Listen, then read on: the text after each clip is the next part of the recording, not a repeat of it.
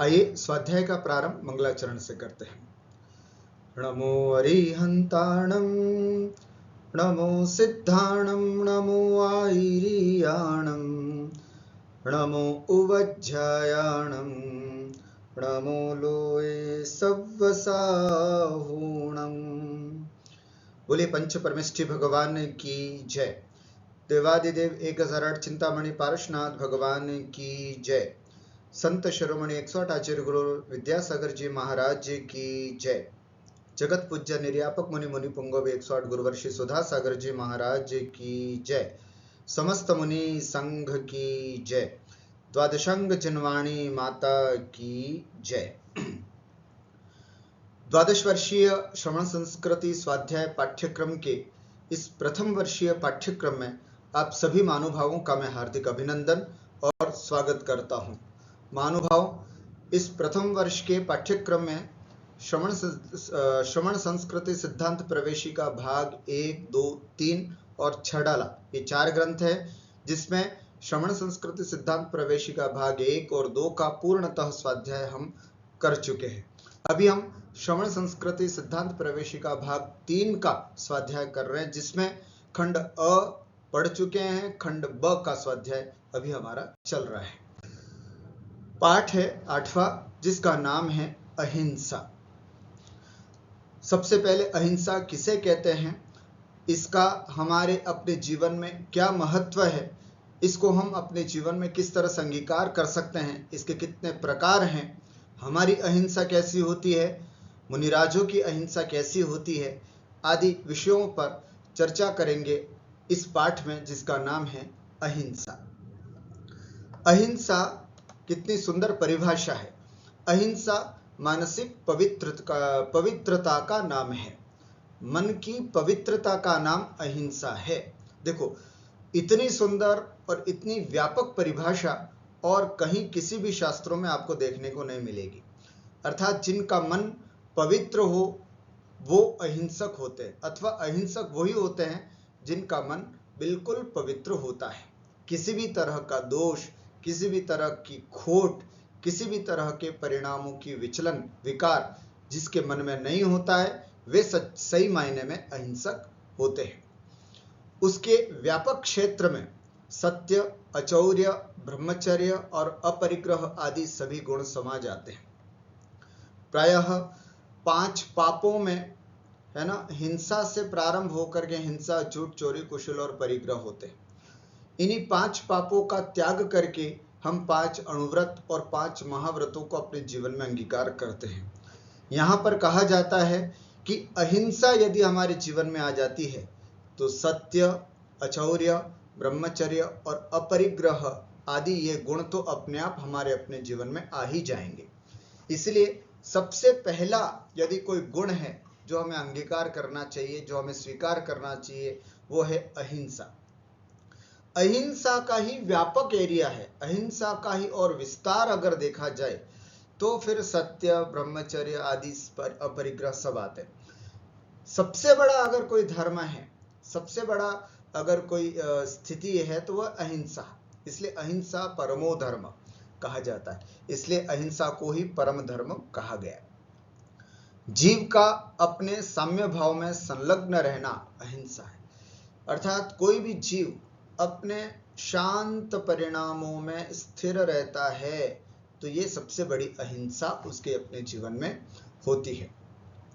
अहिंसा केवल एक व्रत नहीं है, वरन अहिंसा एक विचार, एक समग्र चिंतन है। अहिंसा एक विचार है, अहिंसा एक चिंतन है, अहिंसा एक जीवन शैली है, यानी एक लाइफस्टाइल है अहिंसा। अहिंसा किसी मंदिर में या तीर्थ पर जाकर सुबह शाम संपन्न किया जाने वाला कोई अनुष्ठान नहीं है, जिसको कि हम मंदिर गए, है ना, वहां जाकर के हमने कोई अनुष्ठान कर दिया, इस तरह का अनुष्ठान नहीं है, बल्कि अपने जीवन में पूरी तरह से उतारने योग्य अहिंसा होती है। वह 8 पहर अर्थात 24 घंटे चरितार्थ किया जाने वाला एक संपूर्ण जीवन दर्शन है। वह संसार के सभी धर्मों का मूल है। संसार में जितने भी धर्म हैं उन सभी धर्मों का अगर कोई मूल है तो वो है अहिंसा। अहिंसा एक ऐसा निर्मल परिणाम अथवा निर्मल भाव है जिसके प्रकट होने पर शेर और गाय एक घाट पर बैठकर पानी पीते हैं, अर्थात जिसके परिणामों में निर्मलता आ जाती है। वो अपना बैर भुला करके, पुराना सा पुराना बैर भी हो, शत्रुता हो, तो वो भुला करके एक स्थान पर रहते हैं, जिसका सबसे बड़ा उदाहरण है हमारे भगवान 24 तीर्थंकरों के लगने वाले समव शरण। समव शरण में जब 12 सभा लगती हैं तो 12 सभाओं में सभी तिर्यंच, चाहे वो शेर हो, चाहे बिल्ली हो, चाहे कुत्ता हो, चाहे बकरी हो, सब एक साथ। यह है अहिंसा की मूर्त। इसी के प्रतीक रूप में हम मंदिरों में बनाते हैं ना, भगवान की वेदी के नीचे है ना, एक बीच में पानी का पात्र रखा, वहां एक तरफ शेर है, एक तरफ गाय है। तो ये दोनों स्थितियां कहाँ बनती हैं? किसी अहिंसक व्यक्ति के दरबार में, सभा में, समव शरण में ये स्थिति बनती है।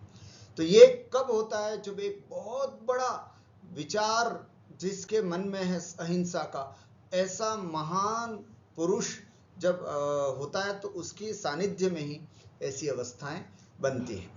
तो अहिंसा एक ऐसा निर्मल परिणाम है जिसके प्रकट होने पर शेर और गाय भी एक घाट पर बैठ करके पानी पीते, अर्थात सभी जीव अपनी शत्रुता, अपना बैर भाव भुला करके और फिर एक स्थान पर रहते हैं।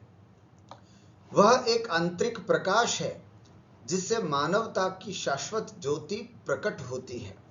अहिंसा है तो व्यक्ति के अंदर मानवता प्रकट होती है, अर्थात जिन जिन ग्रंथों में, जिन जिन मंदिरों में ये अहिंसा की बात बताई जाती है, वास्तविक रूप से देखा जाए तो उस संप्रदाय को, उस धर्म को मानने वाले लोगों में ये एक मानवता नाम की जो चीज है वो हमेशा हमेशा के लिए प्रकट होती है, जो तिरोहित नहीं हो सकती। अर्थात एक बार जिन्होंने अहिंसा का पाठ पढ़ लिया, वो व्यक्ति कभी भी कैसी भी स्थिति में मानवता को नहीं भूल सकता। जीव, दया, करुणा, इन सब चीजों को कभी नहीं भुला सकता। अहिंसा को समझने के लिए पहले हिंसा को समझना आवश्यक है। हिंसा का अभाव अहिंसा है। तो पहले ये तो समझे कि हिंसा होती क्या है। कषाय भाव के उत्पन्न होने पर आत्मा के उपयोग की शुद्धता का घात होना भाव हिंसा है। हमारे शास्त्रों में दो प्रकार की हिंसा बताई गई है, एक द्रव्य हिंसा और एक भाव हिंसा। भाव हिंसा का मतलब है कषाय भाव उत्पन्न होने पर आत्मा के उपयोग की शुद्धता का घात होना। देखो कितनी बड़ी बात, मतलब आत्मा के उपयोग की शुद्धता का घात करना अहिंसा है हमारे यहाँ पर। जैसे मैं बिल्कुल शांत परिणाम से बैठा हूं और अचानक किसी व्यक्ति को देखकर के मुझे गुस्सा आया, अर्थात मैंने अपने शांत परिणामों का घात कर दिया, हिंसा है। देखो इतनी सूक्ष्म चर्चा कभी किसी शास्त्रों में की है क्या, जैन शास्त्रों के अलावा? मैं यदि क्रोध कर रहा हूं तो हिंसक हूं, मैं यदि मान कर रहा हूं तो हिंसक हूं, मैं यदि मायाचार्य और चीटिंग कर रहा हूं तो हिंसक हूं, मेरे अंदर लोभ की प्रवृत्ति जग रही है तो हिंसा है। सोचिए, यदि मैं झूठ बोल रहा हूं, मैं चोरी करने के परिणाम कर रहा हूं, तो कहीं ना कहीं मेरे अपने आत्मा के शुद्ध परिणामों का तो घात कर रहा हूं। तो इस कारण से वो सब हिंसा के अंतर्गत आता है। तो भाव हिंसा, कषायों के उत्पन्न होने पर आत्मा के उपयोग की शुद्धता का घात जो होता उसे हम कहते हैं भाव हिंसा। और कषाय भाव के निमित्त से अपने अथवा पराये प्राणों का घात होना, दूसरे जीवों का घात करना, यह द्रव्य हिंसा कहलाती है। सृष्टि सूक्ष्म और स्थूल जीवों से ठसाठस भरी हुई है। ये जितनी भी सृष्टि है इसमें ठसाठस है ना, कोई सूक्ष्म है तो कोई स्थूल जीव भरे हुए हैं। यहाँ कोई भी स्थान जीव विहीन नहीं है। इसलिए मनुष्य को अहिंसक हो पाना संभव, पूरी तरह से अहिंसक हो पाना संभव नहीं है। तो क्या करें? मन, वचन और काय की प्रवृत्ति होती रहे और हिंसा न हो, ऐसा संभव नहीं है। हम सब संसारी हैं, मन हमारा चलेगा, वचन भी हमारे चलते हैं, काया भी हमारी चलती है। मन वचन काया का चलना का मतलब है हिंसा होना है।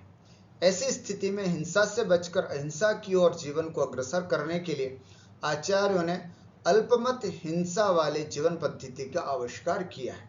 अर्थात बिल्कुल हिंसा न हो ऐसा तो हो ही नहीं सकता। तो फिर हम क्या करें? तो कम से कम हिंसा हो ऐसा जीवन हमारा जिए, इसके लिए आचार्यों ने एक रास्ता, एक जीवन पद्धति अपनाने को कहा। अतः व्यावहारिक ढंग से वर्गीकरण करके हिंसा के 4 भेद किए हैं। अर्थात कुल 4 प्रकार के भेद बताए, उनमें से एक प्रकार की हिंसा न हो, बाकी 4 अगर हम अपने जीवन में करते हैं तो उतना दोष नहीं लगता। 4 हिंसाएं होती हैं। पहली है संकल्प हिंसा, दूसरी आरंभ हिंसा, तीसरी उद्योगी हिंसा और चौथी विरोधी हिंसा। आइए इन चारों हिंसाओं को समझते हैं। सबसे पहले संकल्प हिंसा। संकल्प पूर्वक किसी प्राणी को पीड़ा देना या उसका वध करना संकल्पी हिंसा है। इंटेंशनली, है ना, बुद्धिपूर्वक संकल्प करके कि अब फलाना व्यक्ति को मुझे मारना है, मैं तुझे मारूंगा, मैं इतने लोगों को मार दूंगा, इस तरह के परिणाम करना संकल्प पूर्वक। अथवा ऐसा कहो कि जहां मुझे मालूम है कि यहाँ बहुत सारे जीवों का घात होना है, ऐसे कार्यों में प्रवृत्त होना संकल्पी हिंसा कहलाती है। जैसे धर्म के नाम पर बलि चढ़ाने के लिए, जैसे कई लोग होते हैं ना, धर्म के नाम पर बलि चढ़ाते, संकल्प पूर्वक, है ना, बकरे को या गाय को इस तरह का मार काट करते हैं, है ना, इसे भी संकल्पी हिंसा कहते हैं। शिकार वगैरह, शिकार करने के लिए जाना, है ना, गीदड़ को मारना अथवा उड़ते हुए पक्षियों पर तीर चलाना, है ना, अथवा पक्षियों को कैद करके अपने घर में रख लेना, ये सब संकल्पी हिंसा के अंतर्गत आता है। शौक तथा फैशन को पूरा करने के लिए जो जीवों का वध किया जाता है, अपने शौक को पूरा करने के लिए जीवों को घात करना है, अपने फैशन को पूरा करने के लिए चमड़े की वस्तुओं को, मुझे सॉफ्ट चीजें अच्छी लगती है, मैं तो सॉफ्ट पर्स रखता हूँ, मुझे सॉफ्ट बेल्ट अच्छा लगता है, सॉफ्ट शूज पहनता हूँ, अपने शौक को पूरा करने के लिए चमड़े के जूते बेल्ट, जिसको स्पष्ट रूप से मरे हुए अथवा जिंदे पशुओं को मार करके ही बनाया जाता है, ऐसी वस्तुओं का उपयोग करना संकल्पी हिंसा के अंतर्गत ही आता है। ये सब प्रवृत्तियां संकल्पी हिंसा है। इसके अतिरिक्त आतंकवाद, जातिवाद और सांप्रदायिक दंगे आदि भी इसी के अंतर्भूत होते हैं।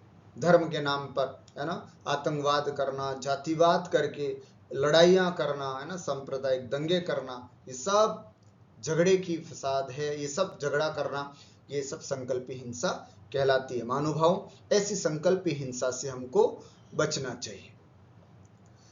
आरंभी हिंसा, दूसरी होती है आरंभी हिंसा। अपने जीवन के लिए अनिवार्य कार्यों में भोजन बनाने, नहाने धोने, वस्तुओं को उठाने रखने, उठने बैठने, सोने तथा चलने फिरने में अपरिहार्य रूप से जो जीवों का घात होता है, उसे आरंभी हिंसा कहा गया है।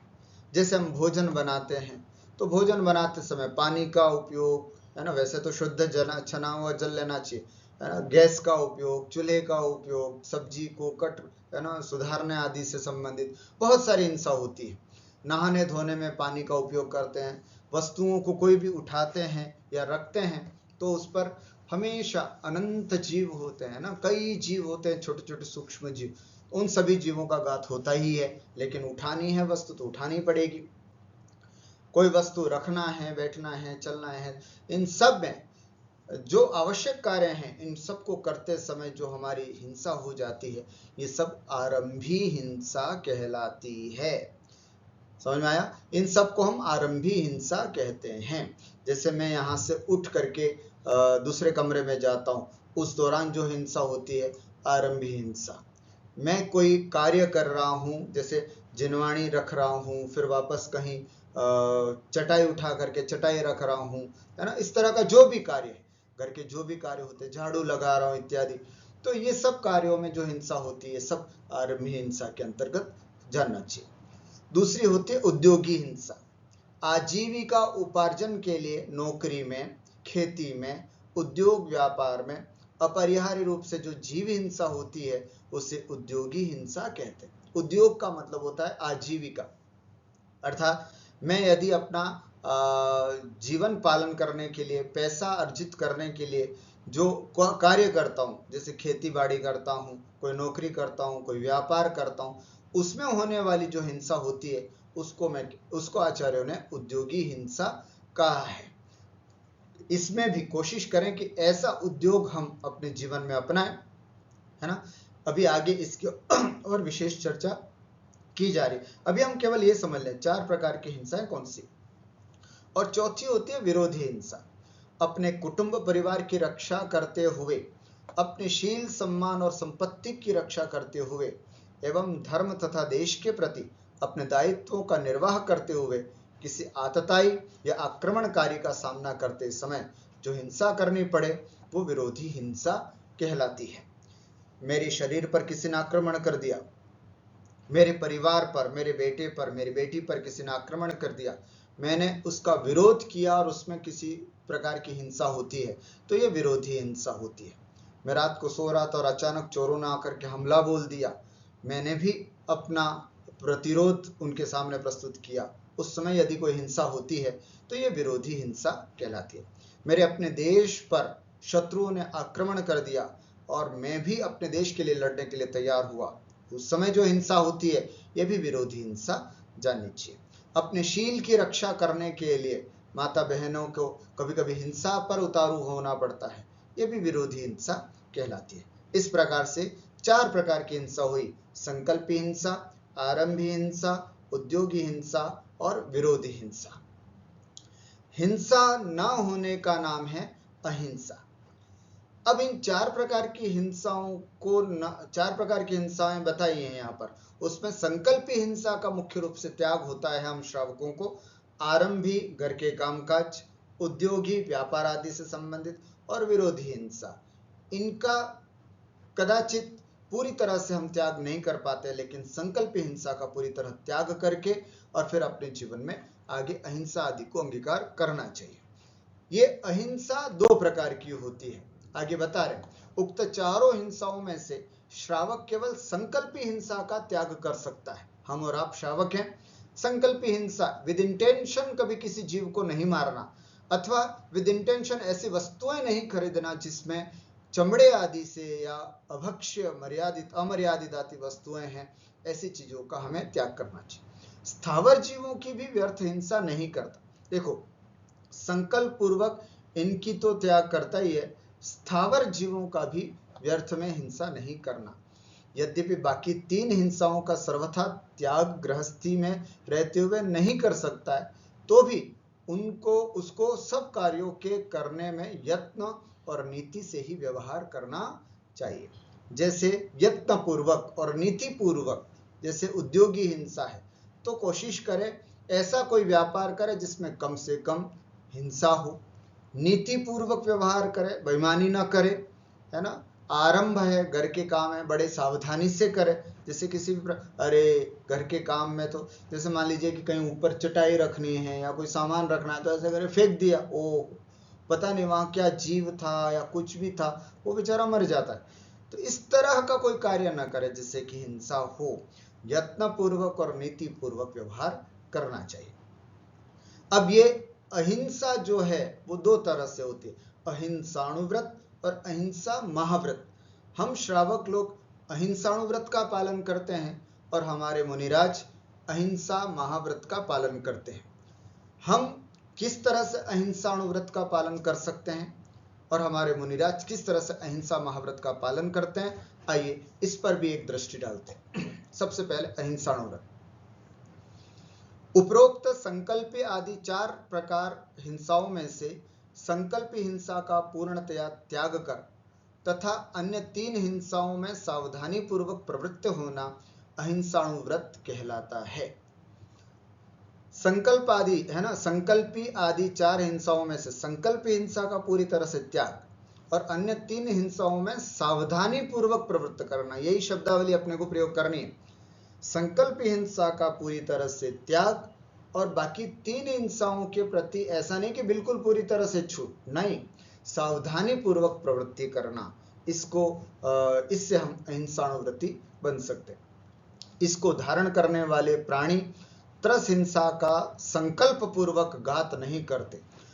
त्रस हिंसा 2 इंद्रिय, 3 इंद्रिय, 4 इंद्रिय और पंचेंद्रिय जीव, इनका कभी भी संकल्प पूर्वक घात नहीं करते और स्थावर जीवों की व्यर्थ ही विराधना नहीं करते।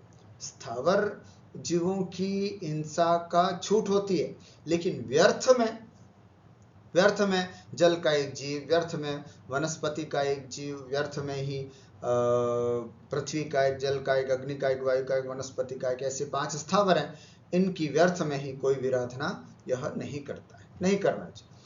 अभी हम सब अपने अहिंसाणुव्रत को किस तरह से पालन कर सकते हैं वो ये सीख रहे हैं कि यदि मैं अहिंसाणुव्रत हो गया तो बाकी चारों व्रत भी हो सकते हैं, तो ये अपने जीवन में कैसे अंगीकार कर सकते हैं इसको समझ रहे हैं।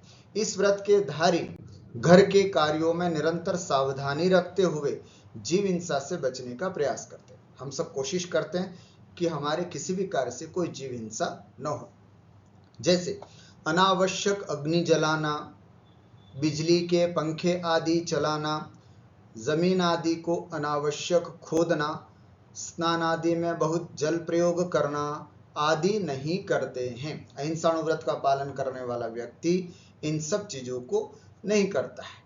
व्यर्थ में घंटों, गर्मी के दिनों में घंटों पानी के नीचे, शावर के नीचे बैठे और स्नान कर रहा है, नहीं, अहिंसाणुव्रत ऐसा कार्य नहीं करता है। बिजली है ना, जैसे टीवी, पंखा, कूलर आदि जहां उपयोग है वहीं पर इसका उपयोग करेगा, बाकी जगह बंद कर देगा सब चीजें, और व्यर्थ में ही इनकी हिंसा न हो ऐसा प्रयास करता है।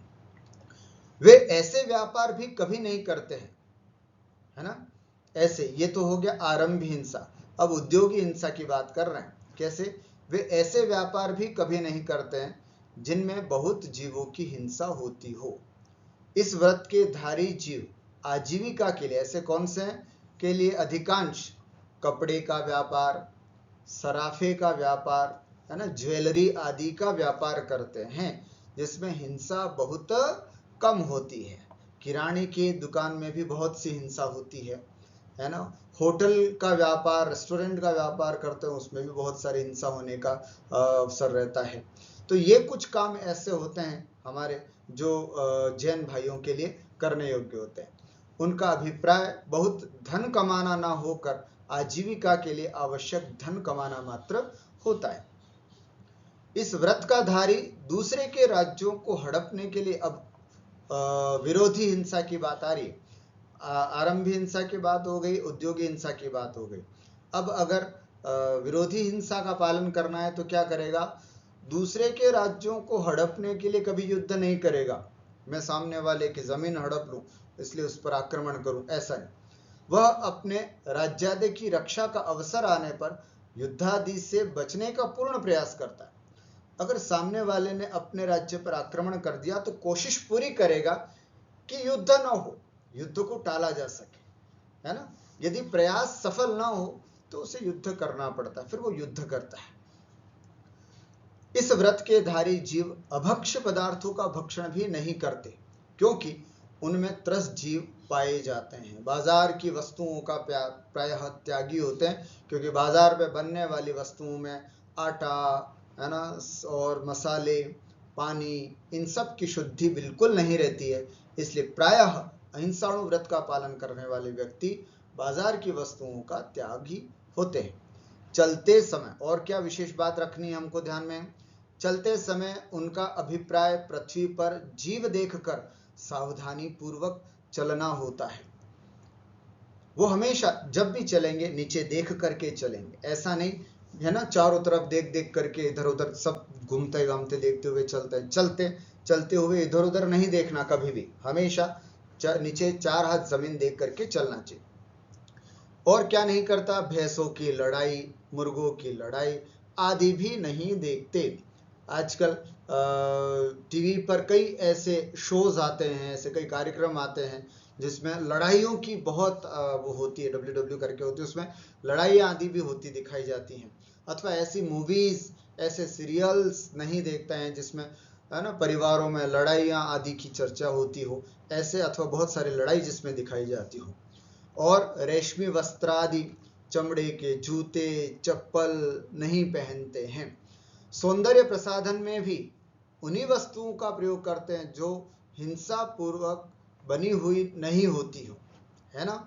जो सौंदर्य प्रसाधन जितने भी होते हैं उनमें भी उन्हीं वस्तुओं का, आजकल तो सभी वस्तुएं उपलब्ध हो गई हैं जिसमें अहिंसक होती हैं पूरी तरह से, जिसमें किसी प्रकार की कोई हिंसा नहीं होती है, ऐसी अहिंसक वस्तुएं सर्वदा उपलब्ध होती हैं। तो ऐसी स्थिति में वे अहिंसक वस्तुओं का उपयोग करते हैं। मंजन आदि के लिए भी पेस्ट आदि का इस्तेमाल नहीं करते हैं, है ना। पाउडर आता है आदि उन्हीं का उपयोग करते हैं, बिल्कुल शुद्ध पाउडर आता है। दवाई आदि लेते समय भी कैप्सूल आदि वाली दवाइयों को नहीं लेते हैं, क्योंकि ये कैप्सूल हिंसक पदार्थों से निर्मित होती हैं। कई तरह की कैप्सूल होती है, कुछ कैप्सूल ऐसी होती हैं जो हिंसक पदार्थों से ही बनती हैं, तो हमें उन कैप्सूल्स को नहीं लेना चाहिए। और क्या बात ध्यान में रखनी है हमें अहिंसा के लिए? घास पर नहीं चलते, कोशिश करते हैं, अवॉइड करते हैं, है ना, घास पर नहीं चलते। कभी किसी गार्डन में जाना पड़े तो एक होता है पाथ चारों तरफ, है ना, जो पत्थर से, उस पर चलेंगे, बीच में घास पर नहीं चलेंगे। चलने से पहले विचार करेंगे, सोचेंगे 10 बार, काश अगर मुझे नहीं चलना पड़े तो मैं नहीं चलूं। ऐसी स्थिति उनकी होती है। और पशुओं की शक्ल में बनाए गए शक्कर के खिलौनों को नहीं खाते। स्थूल झूठ, चोरी, कुशील तथा परिग्रह संचय के पापों से दूर रहते हैं। शराब, मांस आदि निंद्य पदार्थों का उत्पादन या व्यापार करने वालों के शेयर नहीं खरीदते। अगर वो शेयर आदि का काम करते हैं तो ऐसे कंपनी के शेयर, है ना, ऐसे कंपनीज के शेयर जो हिंसक काम करते हो, है ना, मांस, शराब आदि का व्यापार करते हो, ऐसी कंपनियों के शेयर नहीं खरीदते हैं। रात्रि में भोजन नहीं करते हैं, अहिंसा। अनछना पानी नहीं पीते हैं। इस व्रत में एक देश हिंसा का त्याग किया जाता है। जो हिंसा का पूर्णतः त्याग न कर सके उनको यह व्रत अवश्य धारण करना चाहिए। हम सब अपने जीवन में ये अहिंसाणु व्रत का पालन तो अवश्य करें। हम सबको ये अहिंसाणु व्रत अपने जीवन में अंगीकार करना ही चाहिए, लेना ही चाहिए। अगर हम अभी नहीं ले सकते तो कम से कम कोशिश करें, उस मार्ग पर चलने की कोशिश करें और आगे जाकर के इसको अपने जीवन में पूरी तरह से नियम पूर्वक इसको अपने जीवन में स्वीकार करें। एक होता है अहिंसा महाव्रत। यहाँ अभी तक हम अपने जीवन में कैसे अहिंसाणु व्रत का पालन कर सकते हैं ये बताएं। आगे देखिएगा, अहिंसा की और उत्कृष्ट पराकाष्ठा, है ना, अहिंसा महाव्रत कहलाता है। अहिंसा महाव्रत वाले जो लोग होते हैं उनका जीवन कैसा होता है साहब, देखिए। हमारे मुनिराज जो होते हैं, जो 28 मूल गुणों का पालन करते हैं, हमारे मुनिराज होते हैं, और महाव्रती हमारी आर्यिकाएं होती हैं, वे किस तरह से अहिंसा महाव्रत का पालन करते हैं। उनका जीवन तो और कितना शुद्ध होता है जो इनका पालन करते हैं, देखें, उनको भी समझते हैं। जो मुनिराज त्रस एवं स्थावर जीवों की हिंसा का मन वचन काय कृत कारित अनुमोदना से पूर्णतया त्याग कर देते हैं, उनके अहिंसा महाव्रत होता है। अणुव्रत, छोटा व्रत, अहिंसा को स्थूल रूप से त्याग करते हैं, सूक्ष्म रूप से तो बच नहीं पाते ग्रस्त होने के नाते, उसको बोलते हैं अहिंसाणु व्रत। अहिंसा महाव्रत होते हैं जो हमारे साधु संत होते हैं, वे पूरी तरह से, चाहे वो त्रस जीव हो चाहे स्थावर जीव हो, न मन से, न वचन से, न काय से, न स्वयं करते हैं, न किसी से करवाते हैं और न किसी की अनुमोदना करते हैं। पूरी तरह से हिंसा मात्र का त्यागी होते हैं। ऐसे हमारे महाव्रती भगवंत होते हैं। ऐसे मुनिराज जीवों की हिंसा से बचने के लिए हमेशा अपने पास क्या रखते हैं? मयूर पंख की पीछी रखते हैं। हमारे साधुओं के पास, है ना, मयूर पीछी होती है। वो पीछी संयम का उपकरण होती है। अपने जीवन में अहिंसा महाव्रत को पालन करने के लिए ही वो अपने पास में मयूर पंख की पीछी रखते हैं। देखिए क्या करते हैं वे, जब भी कोई पुस्तक पीछी या कमंडल रखते हैं या उठाते हैं, तब देख शोध कर तथा पीछी से जीवों को हटाकर ही ग्रहण करते हैं। आपने देखा होगा, जैसे कुछ भी उठाना हो, है ना, जैसे ये मैंने मोबाइल उठाया, उनके पास तो मोबाइल होता ही नहीं है। जैसे मान लीजिए कि ये पुस्तक है, जिनवाणी उठाए तो पहले पीछे से मार्जिन करेंगे, फिर इसको लेंगे। हमने देखा है कई बार साधुओं को, जैसे पेज पलटना, अब इस पेज से दूसरे पेज पर आना, तो पहले ऐसे करके और फिर अपने हाथ से ऐसे करें, फिर पीछे से, क्योंकि उनको पता है कि सूक्ष्म जीव पूरे लोक में ठसाठस भरे हुए। तो इस तरह से पीछे के माध्यम से वे अपने अहिंसा व्रत का पालन करते हैं। और भी मल मूत्र करने से पूर्व उस स्थान को पीछे से जीव रहित पूरी तरह से, जहां पर भी मल करने गए है ना, या मूत्र आदि लघु शंका दीर्घ शंका के लिए जाते हैं, वहां पर भी पहले पीछे से प्राशुक करते हैं, जीव रहित करते। रात्रि में गमन नहीं करते, यदि करना पड़ जाए तो पीछे से जीवों को सावधानी से हटाते हुए थोड़ा मजबूरी में कभी चलते। रात्रि को चलते नहीं है, बिल्कुल त्याग होता, लेकिन कभी कभी किसी की संलेखना चल रही हो, किसी को संबोधन करने जाना पड़ रहा हो अचानक, तो कभी चले जाएं, तो नीचे थोड़ा झुक करके पीछे से मार्जन करते हुए मुनिराज धीरे धीरे धीरे करके चलते हैं। दिन के प्रकाश में 4 हाथ जमीन देख करके गमन करते हैं। इस तरह से उनका अहिंसा महाव्रत पालन होता है। और अहिंसा का पालन करने के लिए ही थोड़ा मीठा और प्रिय बोलते हैं। जो ज्यादा बोलते हैं उनके कड़वा भी निकल सकता है और वो अप्रियता भी आ सकती है, इसलिए थोड़ा और मीठा और प्रिय बोलते हैं ताकि किसी के दिल को दुख न पहुंचे। जीव जंतु से रहित प्रासुक निर्दोष आहार को अच्छी प्रकार शोध कर लेते हैं। पहले तो जो आहार बना है वो संपूर्ण प्रासुकता के साथ बना, उसके बाद आहार करते समय भी बड़ी सावधानी से देखभाल करके कोई जीव न हो जाए, इसको देख करके फिर वो आहार करते। क्या अहिंसा है इनके जीवन में, है ना, विचार करके अहोभाव आता है कि ओहो, ऐसे हमारे संत होते हैं। इस तरह का अहिंसामय जीवन उनका होता है। आचार्य ऋषि का जीवन 50 वर्ष से ऐसा जीवन जी रहे हैं, साक्षात अहिंसा की मूर्ति कही जा सकती है।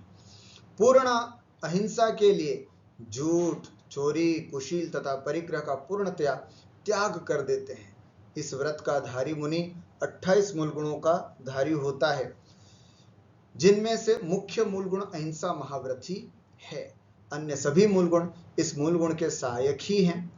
हमारे मुनिराजों के 28 मूल गुण हैं, उन 28 मूल गुणों के पालन में भी मुख्य जो चीज है वो अहिंसा ही है।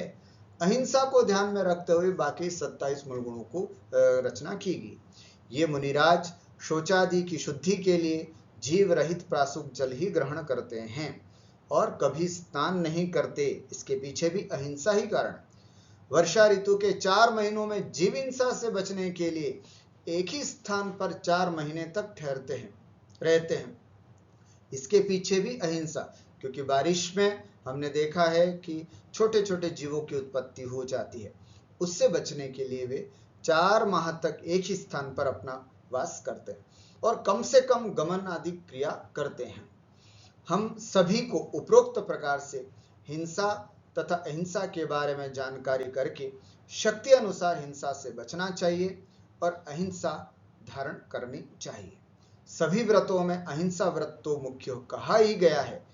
इस एक के नहीं पालने पर अन्य व्रत नहीं पलते हैं। वास्तव में अहिंसा का नाम ही धर्म है, इसलिए कहा गया है अहिंसा परमो धर्म। महानुभावों, आज के इस पाठ से हमें यही शिक्षा लेनी चाहिए कि हो न हो हमें अपने जीवन में अहिंसा महाव्रत अंगीकार करें तब करें, लेकिन उससे पूर्व अहिंसाणु व्रत को अपने जीवन में अंगीकार करने की कोशिश करनी ही चाहिए। जहां तक हो उतना हमें हिंसा से बचना चाहिए, द्रव्य हिंसा से भी और भाव हिंसा से। द्रव्य हिंसा जो हम किसी प्रकार की करते हैं, है ना, बाजार की अमर्यादित वस्तुओं को खा करके, है ना, नीचे नहीं देखते हुए आदि, और भी मेडिसिन आदि के माध्यम से जो भी हिंसा होती है, इन हिंसाओं से बचना ही है। साथ में भाव हिंसा से भी बचने का पूरा प्रयास करना चाहिए। आज यदि हम सबसे पहले भाव हिंसा का त्याग करते हैं, है ना, सबसे पहले द्रव्य हिंसा का त्याग करना है और फिर धीरे धीरे भाव हिंसा का त्याग करके भी हम अपने जीवन को शुद्ध, विशुद्ध और उत्कृष्ट बना सकते हैं। इसी मंगलमय भावना के साथ मैं अपनी बात को विराम देता हूँ। बोलिए द्वादशांग चिन्हवाणी माता की